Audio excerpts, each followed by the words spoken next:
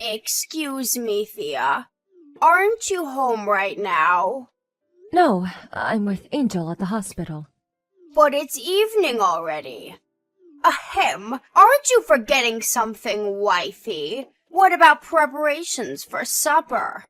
Surely you don't intend on forcing my poor son to make his own supper? No, my husband will be coming to meet me at the hospital as soon as he gets off work. He's just finishing up his last bits now. We're gonna go back home together afterwards, which is when I'll make us supper. My friend just stopped by your house. Huh? Your friend came to our house? Why? She said she had some business to take care of in the neighborhood. I said that you'd give her a lift home in your car. It's a long way, and there's no reason she should have to make her own arrangements with you living so close by. What? This is the first I've heard of it. Because I didn't tell you. Valerie, look, I'm sorry, but I'm not at home all the time. I have things of my own to do, and a life of my own to lead. You can't just go around making promises to people on my behalf. I thought you'd be home because you should be making preparations for supper like a good wife right about now. My friend stopped by your house when I said you'd take her, but she said you weren't there, and now she's complaining at me. Do you have any idea how much embarrassment you've caused me, young lady? I told you this before, but I come to the hospital to be with Angel whenever I have time. I told you you're better off just assuming I won't be home. Please stop making promises on my behalf. If anything, being at home is the exception these days. Dearie me, you really are spoiling that girl. Angel's going to grow up to have terrible manners and a poor work ethic if you're not careful. Just because she's ill doesn't mean you have to go to the hospital to see her every single day. She needs to learn what it means to be independent. She's a little girl. Besides, I have no idea whether her condition will deteriorate in the future. Any time I get to spend with her is valuable. Please don't say such awful things about your granddaughter. What are you so worried about? She's been sickly since she was born. This is hardly anything new. The doctors have made it abundantly clear that she isn't going to live that long. You'd think you'd have to come to terms with it by now. Is that why you think I shouldn't go and see her? That's not what I'm saying. Stop being overly dramatic and trying to paint me as some cruel, heartless villain. I'm just saying you don't have to base your entire life and every decision you make around her. You should be more considerate towards what the other people in your life want, like me. What's the point in you having a car if you only use it to go to and from the hospital? The least you could do is take me on holiday to a hot spring resort, or to the theater, or to the beach from time to time. I'm devoting all of the time I can to Angel right now. My husband's with me on this one. Is he really? I wonder. He knows that no matter what he says or does, you'll only ignore him and spend all your time with the girl. Are you sure he isn't just going along with it because he knows how stubborn you are and he's afraid how you might react? Absolutely not! How could you even suggest that? Angel's the most important thing to both of us. She's our #1 priority. My God, you really are stubborn, young lady. Angel's a girl. What sense is there in wasting your time waiting hand and foot on her like she's some princess? What does her gender have to do with anything? Everything! At least if she was a boy, you could raise her as the successor to my son's company. Hopefully you'll fulfill your duty as a wife and provide me with a grandson before long. I'm sorry, Valerie, but to be honest with you, that's the last thing on my mind right now. I'm gonna go help the nurses with Angel's dinner now, so if you excuse me, I have to go. No, you excuse me, young lady. I am not done speaking with you. Don't you dare! My friends are going to the mall this week, and I want to go with them. There's a new clothes shop I want to check out. I will not be the odd one out of my friend group, so be a darling and come pick me up. I'll let you make up for not taking my friend home today, because I'm kind like that. So what do you say? I told you I can't. Please use the bus or the train like everyone else. I have no intention of leaving Angel's side. Thea, listen to this. You're never going to believe it. My favorite singer, Lady Gugu, is performing in Peepsville next week. You know, the next town on from ours. Apparently, she's holding a huge concert out on the field of a local business faculty. You'll be a darling and take me, won't you? Valerie, I know David told you about how Angel's health is taking a turn for the worse lately. Why would you ask me this? Yes, he said she could die at any moment. So what? Oh my god. How could you say that? Were you seriously asking me to take you to some stupid concert, even though you know how things are with her? It's next week, so you have plenty of time to make arrangements. And Lady Gugu is not stupid. How dare you? Stop being awkward, young lady. It's not like I'm asking you to drop everything on the spot and pick me up right now, is it? Jeez, lighten up. Even so, I don't think it's appropriate for you to ask me this now. So when will it be appropriate? Am I just supposed to wait around forever while life passes me by? How many times have the doctors told you Angel's in a bad way by now? I lost count. I'm sure she'll be back to normal within 2 or 3 days. We don't know whether she will or she won't. That's the point. Would you just stop this already? I'm stressed out enough as it is. Wow. Why do I have to take this from you? Why are you getting mad at me all of a sudden? You have severe attitude problems, young lady. Because this isn't the kind of thing you ask someone when their daughter is in the hospital bed and might not make it. Me and David have been sleeping by her bedside at the hospital all week.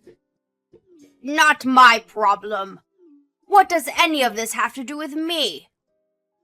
Angel's your granddaughter. What good is a sickly little girl who lives in a hospital bed to me? It's been too long since I met her. I don't even remember what she looks like. With this sorry state of affairs, I may as well not even have any grandchildren. Anyway, you'll be a darling and take me to the concert, won't you? Mildred from next door said she wants to come too, so make sure you clean the car out first. I don't want you embarrassing me by having it full of empty sweet wrappers. How many times do I have to say it? I can't take you. Then how am I supposed to get there? I can't go to Peepsville without a car. It's just too far. The trains don't go there and the bus is for peasants. You can't seriously expect me to associate with the lower orders. My husband said he can't possibly take me and refused flat out. You're the only one I have left to rely on. You'll be a darling and take me, won't you, sweetie? I can't possibly take you either. Ugh, stop it with this petulant stubbornness. All you have to do is drop me off at the venue and pick me up when it's over. Even if I did get on the bus with the filthy common folk, the timetable is awkward and I'd be stood waiting around outside the concert for hours. That's not my concern. Figure it out yourself. You are the most useless human being I've ever encountered in all of my years. Ugh! I wish my son never married you to begin with. What good are you? What purpose do you serve? You're useless! I'm a mother before I'm a wife. What would you have done if David had fallen seriously ill when he was young? Surely you'd have done whatever you could to be by his side as much as possible. Yes, I suppose I probably would. Because he's my son and the successor to the family name. I certainly wouldn't waste my time with the likes of a little girl, though, and I don't know why you are either. I've heard enough of this. I have nothing more to say to you. Don't contact me again. You didn't give me an answer. You'll be a sweetie and take me to the concert, won't you, darling? Won't you? Find your own way there. How dare you! We accepted you into this family as my son's wife. You were in no position to disobey your mother-in-law. This is your fault for giving birth to a sickly little girl in the first place. Why should I suffer for your defective genes? Don't drag me into your mess. I have a right to see that concert. Are you listening to me? Reply at once! Ugh! You will pay for this! Damn you! Thea, I just heard the news from David. What happened to Angel is so terribly unfortunate. I'm so sorry. Right. Don't let it get you down, sweetie. You can just have more children. Right? Let's get to work on the next one. Excuse me? You heard me. Wait, you don't plan on giving up on having children because of this, do you? You can't do that. You still haven't had a son. I'm not thinking about that sort of thing at all right now. Angel just died. I know that. That's why I'm trying to cheer you up. How could you even say anything like that? You're despicable. You're the worst. Yes, I can tell you're very emotional right now, sweetie. It's okay. Anyway, you need to get work on conceiving my grandson as soon as this funeral is over with. Lord knows that's the only thing you're good for. I told you, I can't bring myself to think about that sort of thing right now. The funeral isn't even over yet. Duh, I know that, moron.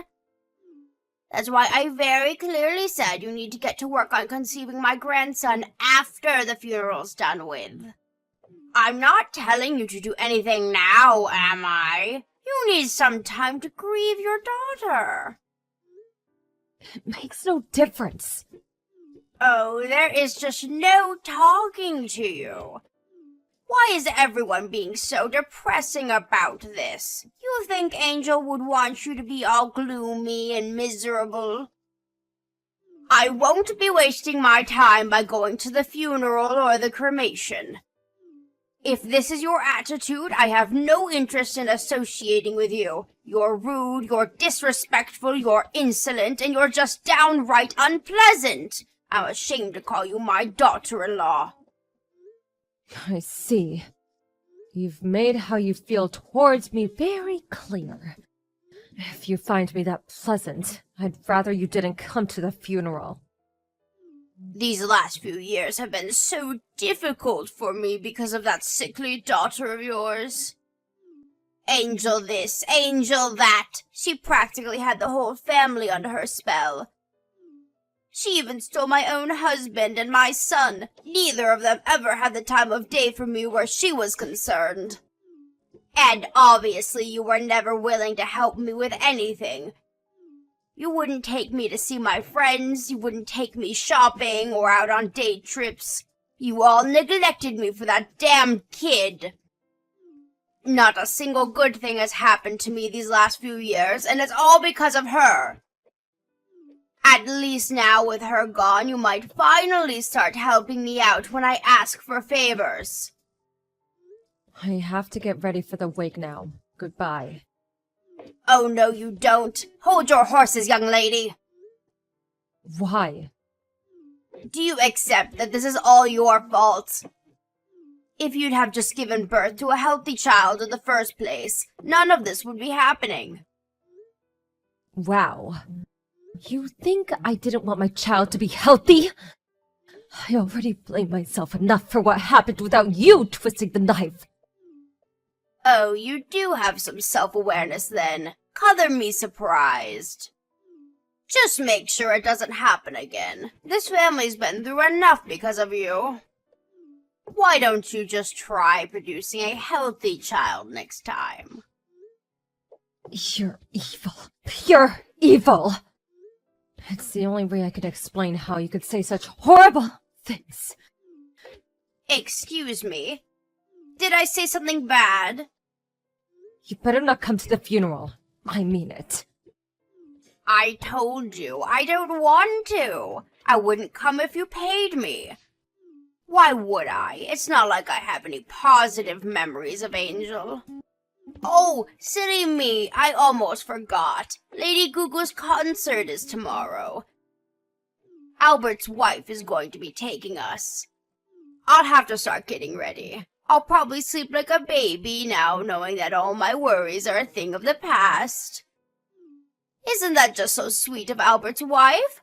At least some wives are nice. It's nice to know not everyone's as useless as you. It's been a while, Thea. Yes, it has. Can't you even say hello to your mother-in-law properly? You're not still down in the dumps over what happened, are you? Her funeral was a whole month ago now, sweetie. It's time to move on. You can't dwell on the past forever. It's not what she'd want. Yes, it's still only been a month. Her body's still barely cold, and you dare tell me to move on? Stop being so dramatic. Surely you're at least feeling a little more level-headed than you were immediately after it happened. I hope you are, because it's time to get to work soon. I do hope you won't let me down again. Good luck, sweetie. I have absolute faith in you. What are you talking about? My grandson. Hurry up and show me my delightful grandson's cute face. Angel was never your grandchild as far as you were concerned, was she? Obviously not. Not only was she terribly sickly and frail, but she lived in the hospital, and that's not even to mention the gender. To be frank, I considered her to be unrelated to me from the moment I learned she was a girl. Anyway, forget all that. It's time for you to start focusing on popping out the next one, young lady. Make sure it's a boy this time, no matter what. There are some things you just don't say. You have no idea what it means to be a decent human being, do you? Part of me didn't want to accept that my husband's own mother could be such a despicable piece of crap, but there's no denying it. You're beyond saving. Excuse me? You still didn't notice, did you? No one wants anything to do with you anymore. When's the last time you saw your husband? Huh? Now that you mention it, I haven't seen much of him at all over the last few days. He said he wouldn't be home for a while because he's busy with work. He's still not home, is he? So what? We all go through busy periods. If he has work, he has work. It can't be helped. He always did go away on business a lot. I'm used to it. What are you getting at here? It's not unusual for him to be out of the house for days and weeks at a time. Your husband left you. He's currently making preparations to divorce you. What are you talking about? That's crazy talk. You're twisted. Don't even joke about that kind of thing, young lady. It's the truth. He gave me permission to tell you everything I'm telling you now. Why on earth would my husband divorce me? We've been together for 30 years, I'll have you know. 30 years! That's nearly longer than you've existed, you little witch! Why? Because of your attitude towards Angel. You refused to have anything to do with your own granddaughter purely due to the fact that she was a girl. You made fun of her for being weak and sickly. You refused to visit her in the hospital even once before she died. You didn't even go to her frickin' funeral. You just couldn't overlook the way you acted towards her, no matter how hard he tried. Why would my husband divorce me over the girl? It was hardly my fault she was so weak and sickly, was it? This is exactly the kind of attitude he couldn't tolerate. Your husband loved Angel more than anything. He spoiled her rotten, was always coming over for visits and buying her gifts. He warned you about the way you were acting countless times. He wanted you to change. I was even there when he did it sometimes. Please, won't you just speak a little more respectfully towards your granddaughter? He tried, but it was useless. What are you saying? That I should love my grandchildren no matter what? It's hardly my fault she was so unlikable. Why should I be punished? I'm not necessarily saying you had to love her unconditionally. But it would have been nice if you at least didn't pick on and make fun of her for having an illness. Or make mean-spirited, disparaging comments about her whenever you felt like it, when you knew full well that she could hear you. You're free to think what you'd like to think about people within the confines of your own mind. That doesn't mean you have to say every little nasty remark that pops into your head when you know damn well no one wants to hear it. I can't help being honest. I say what's on my mind. What's the problem with that? The fact that you don't even seem to understand why everyone's sick of you probably has something to do with why you're being divorced. Me, David, your husband, none of us want anything to do with you ever again. We're cutting you out of our lives forever. What does my son David have to do with this? He was Angel's dad. We all loved that girl. You don't have a single ally in this family anymore. You've burned all of your bridges beyond repair. Never contact any of us again. Wait a sec. Hold your horses, young lady. My husband isn't answering my calls. What on earth is going on? I'm getting nothing but voicemail. That's because he blocked you. He told me to tell you you'll be hearing from his lawyer once he's done finalizing the divorce procedures. Come to think of it, David hasn't been responding to me lately either. What exactly is going on here? He hasn't been ignoring me the whole time too, has he?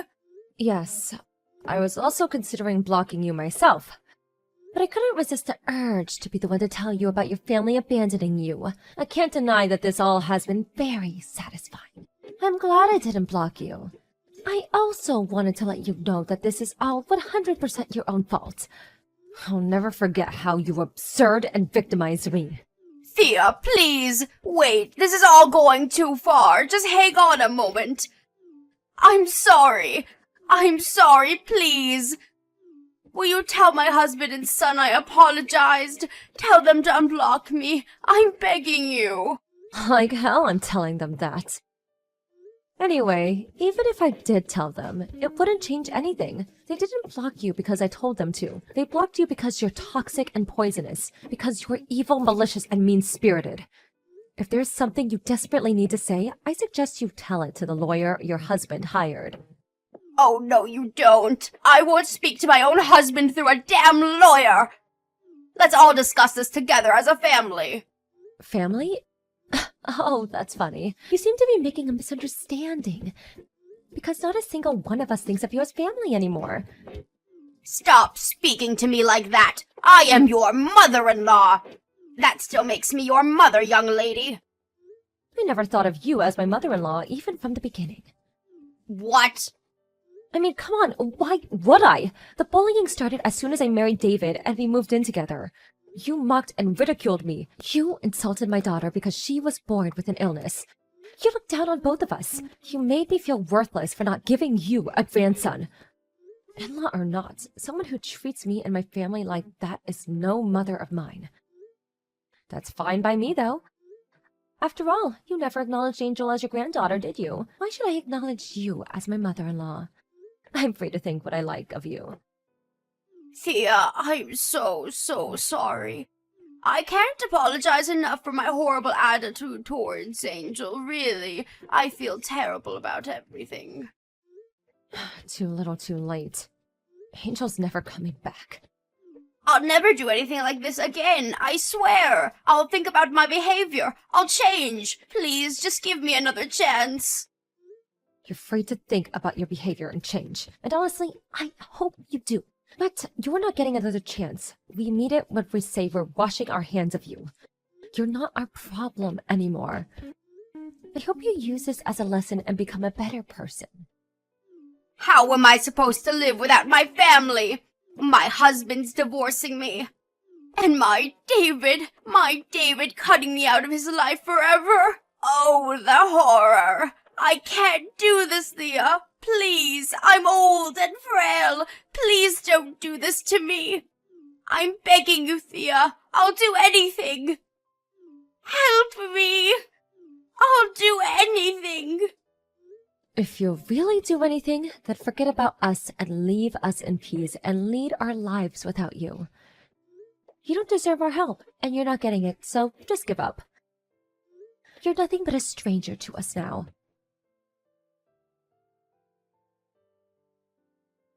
Valerie's husband made it clear he wanted to divorce her. But being as stubborn as ever, she refused to meet him halfway, and he was left no choice but to take her to divorce court. Now, this is quite ironic for someone who has harped on so much about womanly duties, but apparently she never did the housework and she was always out drinking with her friends. And made all kinds of hurtful remarks that led to pretty significant deterioration in his mental state. Sounds like divorce had just been a long time coming. Eventually, the judge deemed her to be at fault, and her husband's case was acknowledged.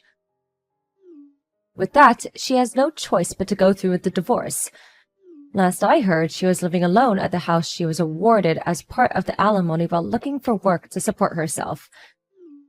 As far as I know, she never had a job in her life, so things could get difficult for her. David and his dad told the whole family about her behavior, and when word made its way to her group of friends, she became a sociopath. And now, she doesn't have a soul to rely on in the world. It's amazing how quickly rumors spread, and a little while, the tale of the wicked stepmother was all you'd hear about at family gatherings. I'm just relieved it's a story we can reminisce over, because when it was really happening, it was hell. With no means to support herself and no marketable skills to speak of, we don't know how she intends to support herself alone from here on out. But to be honest, we don't care. She isn't our problem anymore. No matter how hard life is for her now, no matter how much she struggles, and no matter how much she begs us, we won't be lifting a finger to help her. Me and David moved away immediately after Angel passed away, and Valerie's husband followed suit. We all live in the same neighborhood now and are always there to support each other. But she didn't just leave me with sadness. She also filled my heart with beautiful, joy-filled memories, which I'll cherish and hold dear forever until it's my last time to join her. I want to start thinking positively about the future now. I like to think Angel is watching down on us all from heaven, and I want to live a life that makes her proud. As anyone who's experienced the pain of losing a child knows, it never gets easier. But me and David are committed to overcoming our struggles and carving out a life filled with love and happiness.